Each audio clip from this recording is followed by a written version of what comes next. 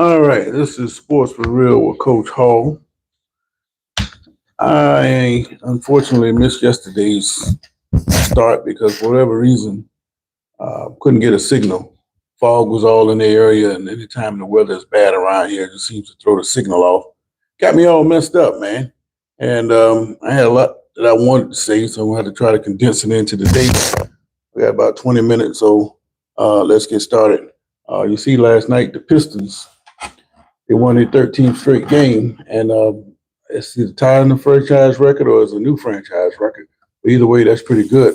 But if you're a Pistons fan, like I was, yes, I still am, there's nothing to get excited about because you know in the regular season, that don't mean a whole lot. I mean, bouncing around, but can you win a series? And we saw last year that they hung in pretty tough, but in the end, they couldn't win a 12-round decision. So they got to tighten that up if they expect to advance this year in the playoffs. Also, last night, you had the 49ers getting by the Panthers. And the interesting thing about that, I don't think they looked that great, especially Brock Purdy. He had 3 interceptions. And all 3 of those passes weren't the greatest throws in the world. One guy got 2 of them, and he played pretty well, suckered Purdy into throwing a couple of bad passes. But if the 49ers look to advance, they got to play better than that on offense. And they also might want to take a look at Purdy. If he's going to play like that, Mac Jones played pretty well in his absence. If he's going to play like that, he's going to mess around and end up on the bench. And if he end up on the bench, he's going to end up losing his job. The next thing you know, he's going to be out of San Francisco. So a lot is on the line for Brock Purdy these next couple of weeks. Now, with Philadelphia coming back to the pack, it's critical that he get it together. They pretty much 8 wins now. They pretty much got a playoff spot sold up because they don't play all the tough teams like everybody else does. JC, what's going on, man? I missed you guys yesterday. I couldn't get a signal. It's like that sometimes around here. And no matter what you do, it just circulates. You just can't get a signal. And I didn't get a signal yesterday until like 9 o'clock.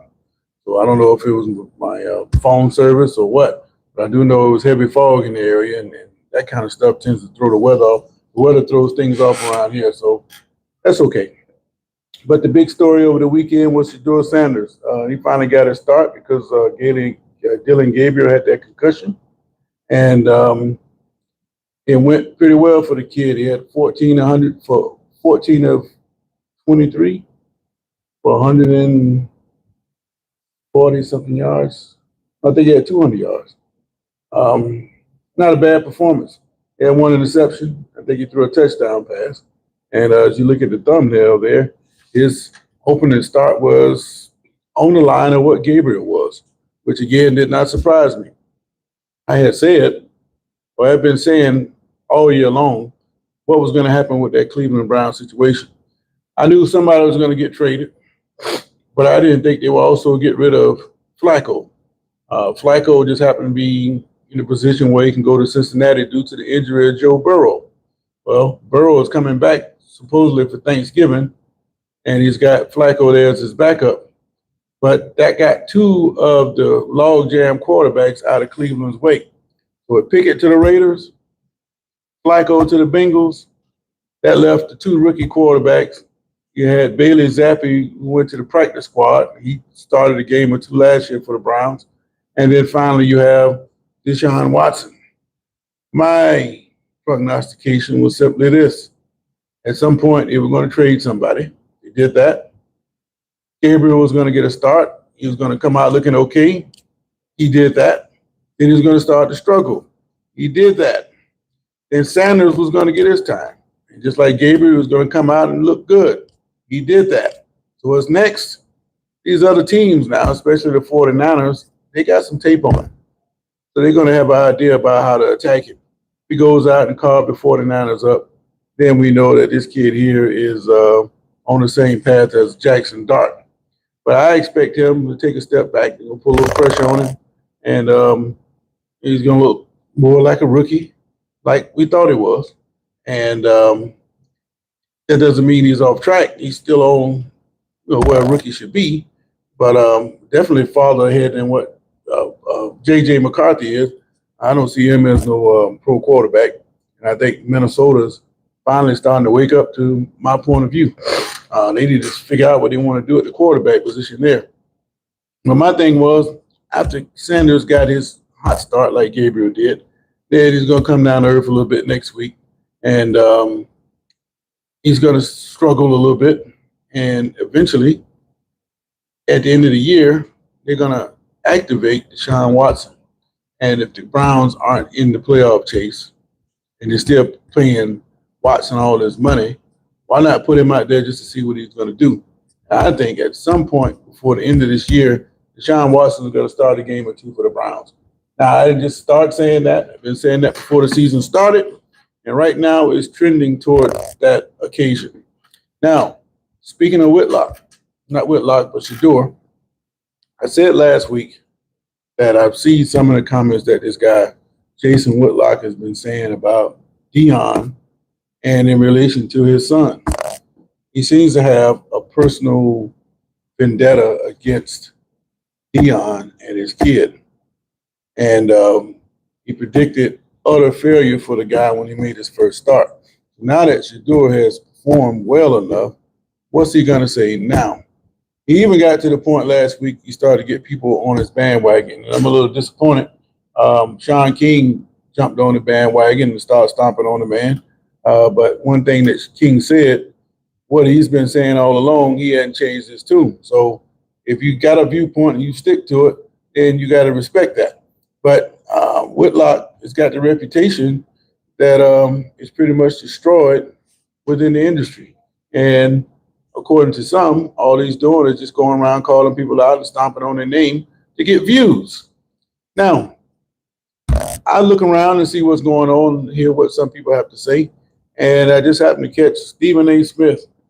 And he went all the way in on the dude because the dude had gone all the way in on him. And actually had gone out of his way to go all in on Smith. Of course, Smith, just like the rest of us who were paying attention to what's going on, got back to him. And he went off on it. He ripped him apart. Said he wasn't going to do that kind of stuff and to watch his language. But some of the points he was making kind of mirrored mine.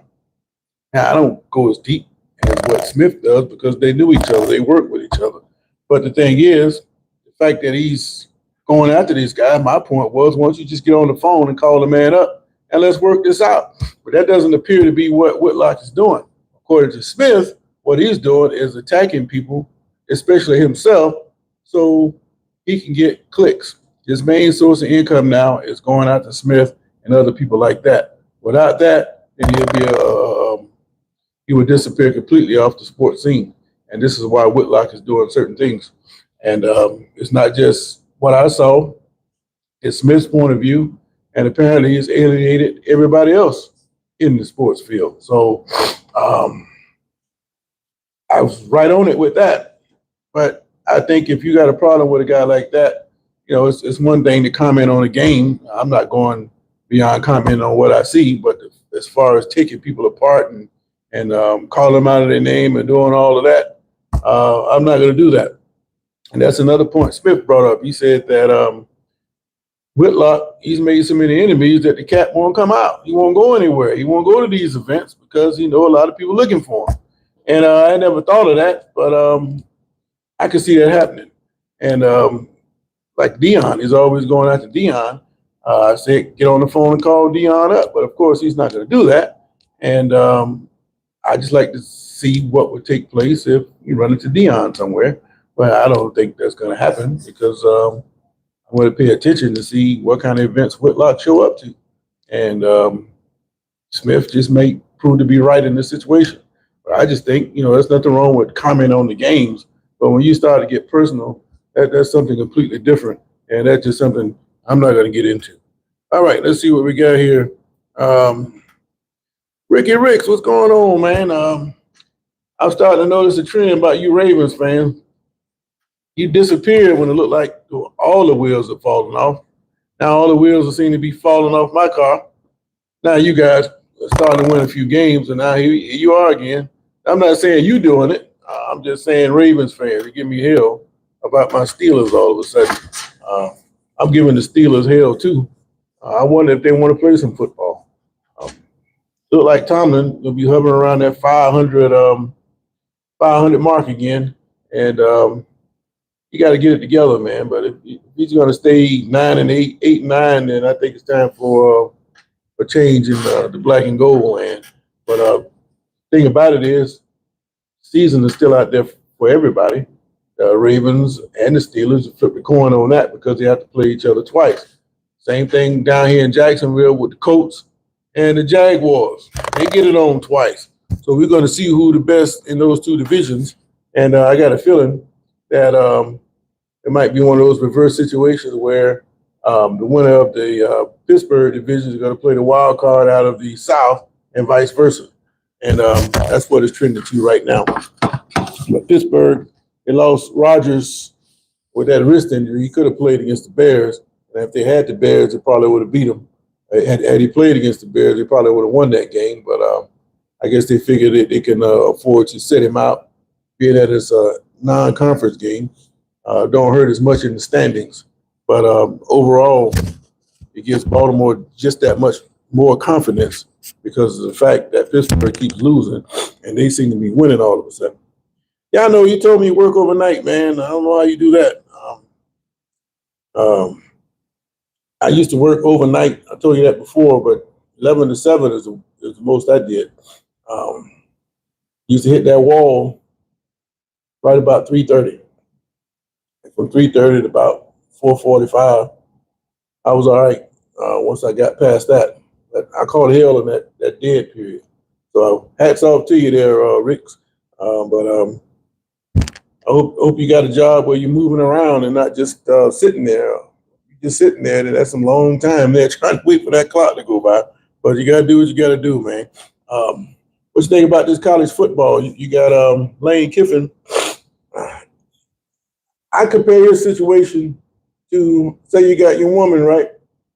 And this woman that moved in next door, and she's lock eyes on you, and she's just the aggressive type. She's just going to have you, and she's going to let everybody know, I'm going to get you. Well, your old lady found out about it, so you got to make a decision. Either you're going to check that woman, or I got to get up out of here. And Lane Kiffin's situation is the same thing. Everybody and their mama talking about they want to be with Lane Kiffin to be their next coach. And he didn't come out and put a stop to it. And the rumor mill started to churn up. So much so to the point that Ole Miss said, look here, man, what you going to do? So he had a closed door meeting with the AD last week during the off week. I think it was Friday. And he pretty much want to know what's going on because it's been reported that LSU is going to offer him $13 million, the same kind of money that Kirby Smart is making in Georgia. And he needs to make a decision.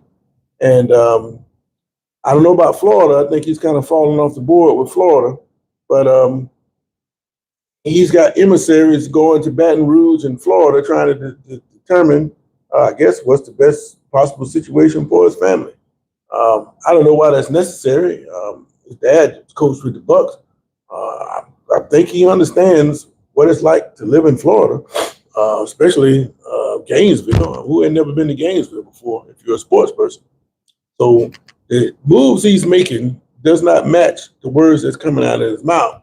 So just like your old lady don't want to hear that back and forth crap, and you not being solidified with her, he's doing the same thing with Ole Miss. And because of that, these people want a decision. So it's been reported now that the Egg Bowl, I think it's Friday, after the Egg Bowl, he's going to make his decision about what he's going to do. But everything is hanging on the line with that decision because the transfer portal window is open and the playoffs are all going on at the same time. So let's just say he decides to leave LSU. He has to go work with LSU in the transfer portal to try to get that team together. Meanwhile, the playoffs are going on. Why would you want to go through a season like they had with one? I think they got one loss, and you're in prime position to possibly win a damn national championship, and you want to go chase a position that you already are in your place right now. So Kiffin, if you know his history, this is really the only successful stop he's had over a continued period of time. He goes somewhere and wins some games to leave. He went to USC. They fired him on the plane ride coming home one night. And he went to Tennessee. Things started to turn bad there. He bolted on them before they go to get rid of him. And went down and resurrected his career with Saban. And then Ole Miss threw him a lifeline. So now, because LSU come calling with a whole bunch of money, or Florida might give him the same money, I don't think Florida's going to pay him that much. They owe too much money in back pay with the other coaches they fired. So I think LSU would be the move if he's going to leave. But just to leave for a few extra dollars to go into a pressure cooker like that, and you already got a program that you're building here, it's the same situation as Kurt Cignetti as Indiana. Indiana's never won anything. Cignetti realized that these people are going to come after him. Indiana realized it. But just like I'll give you the example about the old lady. Indiana, the old lady, say, what you going to do, Cignetti? And he committed. He remained his commitment with them. And there wasn't none of that back and forth like what you see with Kiffin. So it made sense for Cignetti to stay where he was, because why go somewhere else to try to duplicate what you already got going on and these people are willing to pay you? So if it's really about money, he can get the same kind of money from Ole Miss. Say, look here, these people trying to get me, this is what I want from Ole Miss. If you want me to be your coach, then this is what I want. And I think to this point, he blew all of that. It took too long trying to make a decision. So I think either way, he's probably worn out his welcome with the people in Ole Miss because he wouldn't commit. And you're going to go to LSU in a situation like they have right now. You as a coach have to be a damn fool, especially from a program you already got established, to go into a situation like that. Here you got the governor getting involved, to trying to determine which coach should stay in and all of that. And then talking about how much money that, well, not he didn't say how much. He said that you shouldn't be paying coaches for failed jobs. In other words, he's referring to Brian Kelly's $53 million buyout, which at this point, they're pretty much saying that they're not going to pay. Well, at some point, they're going to have to pay if they have to take it to court, and they're going to end up paying more money. But if I'm a Kiffin and I'm looking at that situation, knowing that if you're going to sign me down there at $13 million a year, I need a buyout just in case something don't go wrong. And it's going to go wrong at some point. I need a buyout money. So if they're not going to pay Kelly his buyout money, what the hell make me think they're going to pay me when it goes sour with me? And then you got the governor getting involved. They got a million problems in Louisiana. What the hell is he worried about the football team for? Don't make a whole lot of sense. So if he's dumb enough to leave Ole Miss where he's established himself, to go into a stable situation like that, God bless him, and let's see what happened to him. But he'd be a damn fool in my viewpoint, and that's just the way it is. Rick says he's not the greatest coach. No, he's a smart coach.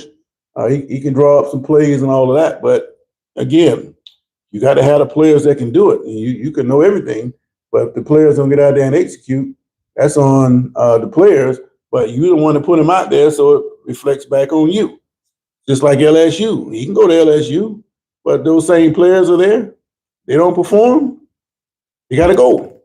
You can get rid of those players, and you end up like Deion. Deion talking about he bringing his Louis. Well, them damn baggage he talked about, they must have got held up at the damn baggage cart, because right now he ain't doing so good. He didn't do so good that first year. Now, last year was pretty decent. But for the most part, that damn luggage is still at the airport somewhere. He ran off some people that could help him. That cat from Arizona State last week, Jordan, whatever his name, he got rid of him. So there were some players there that could have helped Deion. But because it's the way he wanted to do it, which you can't fault it, maybe he'll get it turned around. But I don't know if he's going to have enough time now. And especially with his health concerns, I don't know if I told you guys before. If I'm starting to hit around 60 and my health is starting to turn bad, the last place you're going to find me is on the damn sideline, especially if I've had a lifetime of sports. And I told you, the older you get, the less you give a damn. And I really wouldn't give a damn once I started getting sick. And I'm not going to be on the sideline.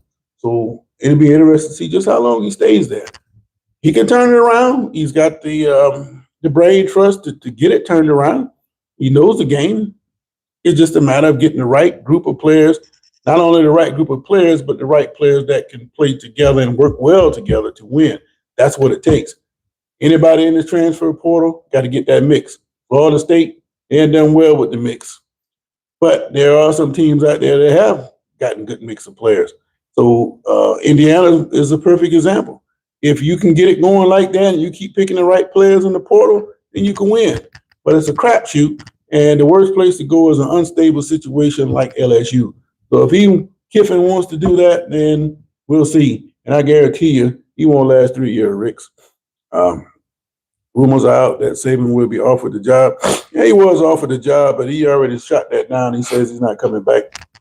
And it makes sense that Saban, he left Alabama because he didn't want to deal with all that transfer portal stuff. And he's an old school type coach. And he just don't want to deal with all that stuff where pretty much the players have control. And NCAA is trying to take some of that back, but the NCAA is losing power themselves. So they trying to hold on. And they just losing the battle. And then this gambling situation where now college guys can openly bet on pro sports. They can't bet on college sports.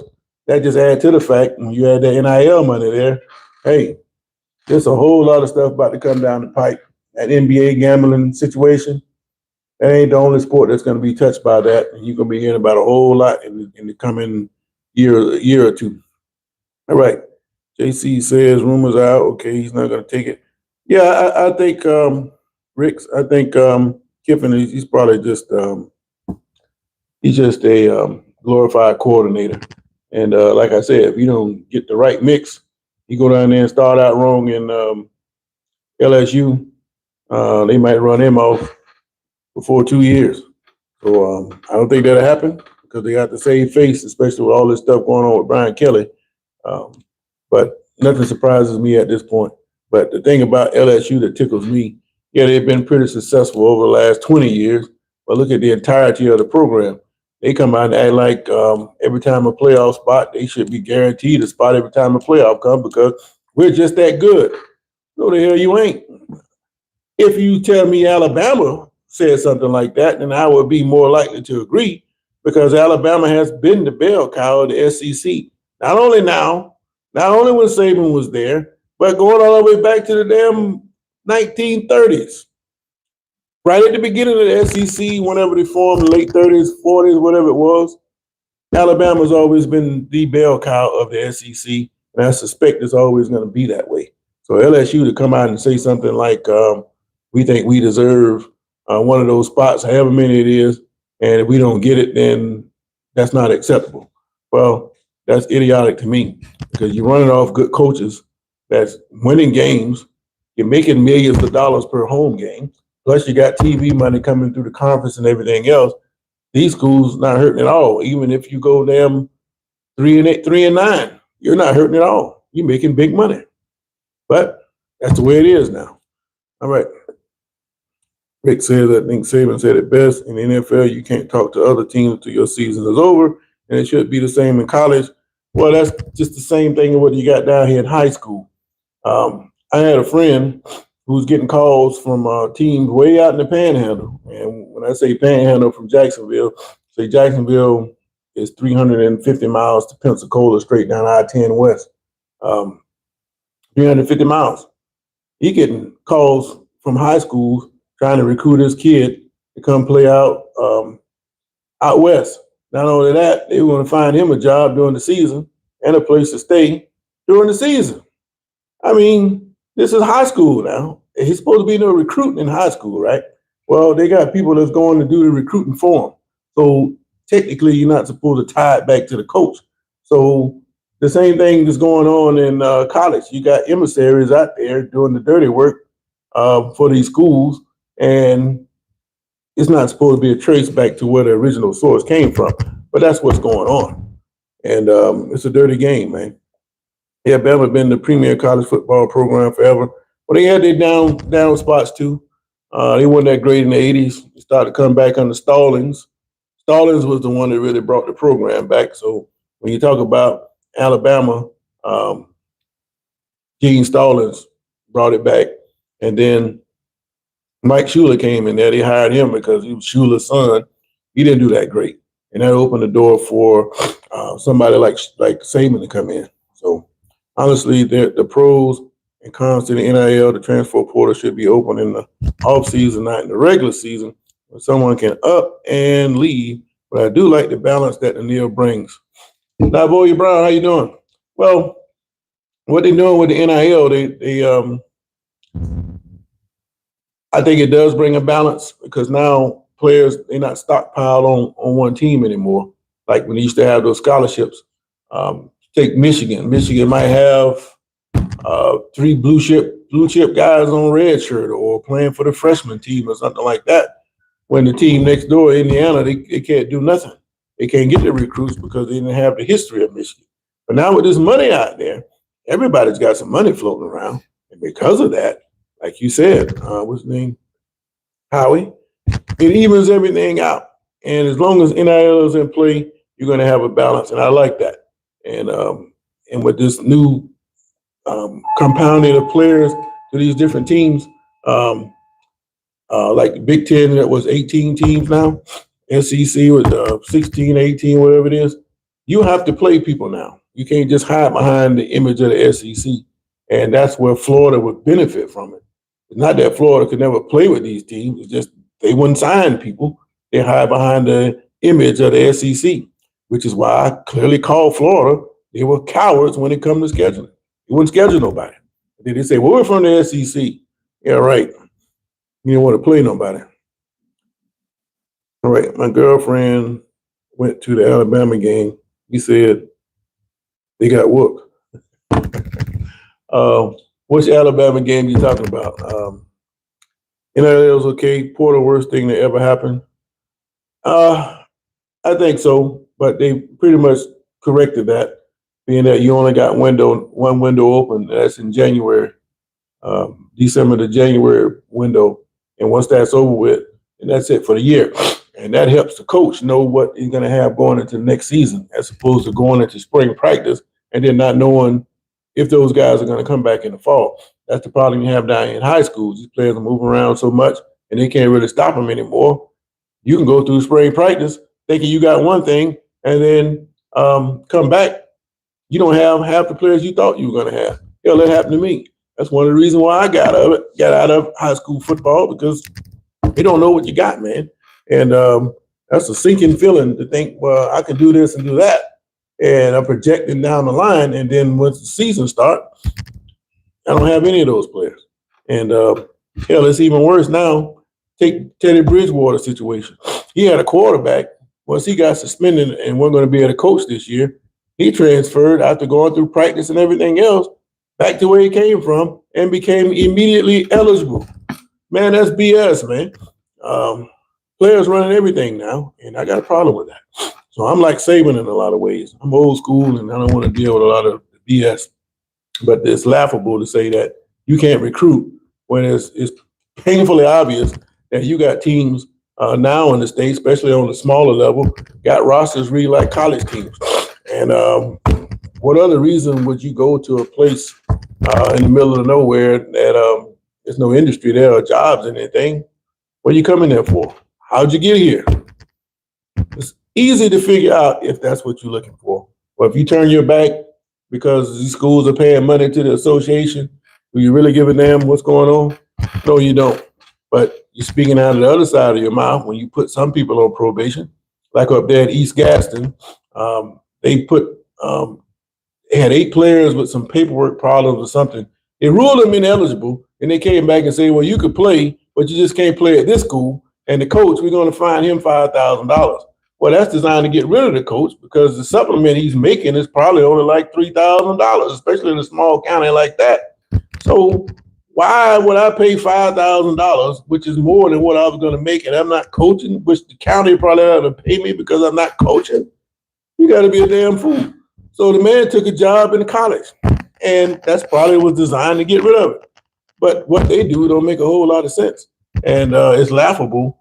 And for people on the outside who's really paying attention to what's going on. But they can do what they want to do. I'm going to watch me some football, and I'm going to comment on that and all the other stuff they can have it. But that horn went off, man. I got to get up out of here, man. Now, Boyer says, I think they should not be able to leave for 2 years. No, that's like saying you get a job, you can't leave for 2 years. I think once you sign up, you should be committed for that whole year because if you take the college scholarship, a lot of people say, well, I signed a 5-year scholarship. No, you didn't. Those scholarships are 1 year renewable. And the coach, he could not renew your scholarship after every year. I've seen it happen to players. So I think it should be somewhere along the line that you should at least stay 1 year if you're going to sign with a team. And by closing those other portal windows off, they pretty much did that, cut it back to 1 year. And I think that should make a difference, especially to play on the field. And you'll know what you got going into the season as opposed to hoping these guys jail, hoping they come back if they do come back, and it'll be just like that. Yeah, I bet strategizing to capitalize on certain players' skill set in April, and he jumped ship in August. Well, that's what they were doing. Guy would sign. They were doing school hopping. I signed in the fall portal, December. I go through the spring with you. I don't like these guys, but you already paid me some money. You cut me a deal, right? So I go sign with the next school and make even more money. So that's why they got rid of that, because the guys were getting double paid behind that. And it's kind of risky because, some people, they don't take that kind of stuff too kindly. And they might get a visitor in the night. I'm not talking about killing them or nothing, but they might break their legs or do something to mess their career up. Now you can't make no money because you're trying to be greedy. You can't cross certain people because they will come and see you. The colleges hadn't stooped to that yet, but I wouldn't be surprised if some big ticket player that thought you were going to help them that year, you crossed them. They catch up to you, they might just do something to you. And that's not out of the reality. It's not out of the realm of possibility, I should say. All right, let me get a couple more comments. So I asked the question, should Kiffin leave? And most of you are saying no. I agree. I think that Kiffin should stay where he is. But given the landscape and the way he's handled the situation, he's pretty much gone. And because he couldn't commit to Ole Miss, they probably want him gone at this point. And he just cut his own throat in that situation. He should have just came right on out and say, this is what it's going to be. And Ole Miss, these guys are courting me. You got to pay me if you want me to stay. If you don't pay me, agree to pay me by a certain date or come to agreement by a certain date, then I'm going to go pursue these suitors that's trying to get me. And that's where you know what kind of commitment they had with him. But by him waffling like he did, he just messed his whole situation up. He's getting up and down to LSU. He'll win some games, but he's a quirky individual, and he's going to do something to piss those people off down there. And he's going to be wishing, man, I should have stayed where I was. Too late. All right. I appreciate you guys chiming in with me, man. Just the last day of school till Monday. I'm not sure about the morning, but definitely Thursday morning. Thanksgiving I'll be on. Friday, every morning except for probably tomorrow. But I could be on tomorrow too, but it's up in the air right now. Got to take a trip, and I'm trying to get out of the trip, but I can't get out of the trip. So if I don't take that trip, I'll be on in the morning.